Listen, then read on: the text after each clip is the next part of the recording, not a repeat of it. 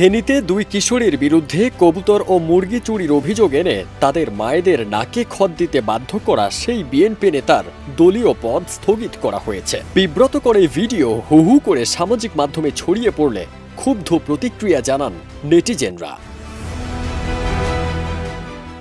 আলোচিত এই ঘটনায় অভিযুক্ত ফেনী সদর উপজেলার পাঁচগাছিয়া ইউনিয়ন বিএনপির সভাপতি দেলোয়ার হোসেন, উপজেলা বিএনপির আহ্বায়ক ফজলুর রহমান বকুল ও সদস্য সচিব আমানউদ্দিন কায়সার স্বাক্ষরিত বিজ্ঞপ্তিতে বলা হয়, সালিশি বৈঠকে নারীর প্রতি অসম্মানজনক ও উদ্ধৃতপূর্ণ আচরণের অভিযোগে দেলোয়ার হোসেন দেলুর বিএনপির সকল পর্যায়ে পদ স্থগিত করা হলো।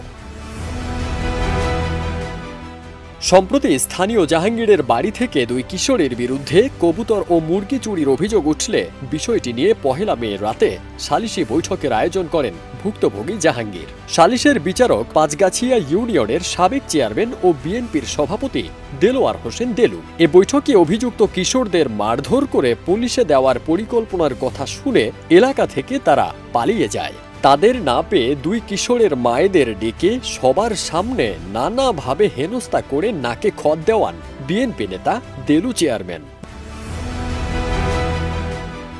ভিডিওতে দেখা যায় দুই মা সবার সামনে হাঁটু গেড়ে বসে নাকে খত দেন।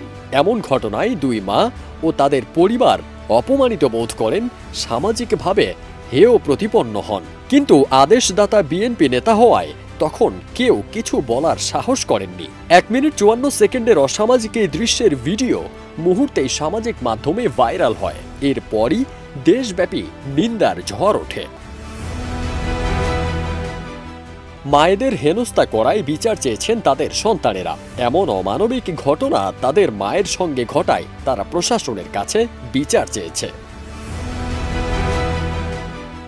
অভিযুক্ত বিএনপি নেতা দেলোয়ার বিষয়টি স্বীকার করে বলেন, পরিবেশ পরিস্থিতির কারণে এমনটি করেছেন, তবে এটি মানবাধিকার লঙ্ঘন বলেও তিনি স্বীকার করেছেন। মানবাধিকার সংগঠন ও আইনজীবীরা বলেছেন, এটি চরম মানবাধিকার লঙ্ঘন এবং প্রকাশ্যে এমন হেনস্থা অপরাধ।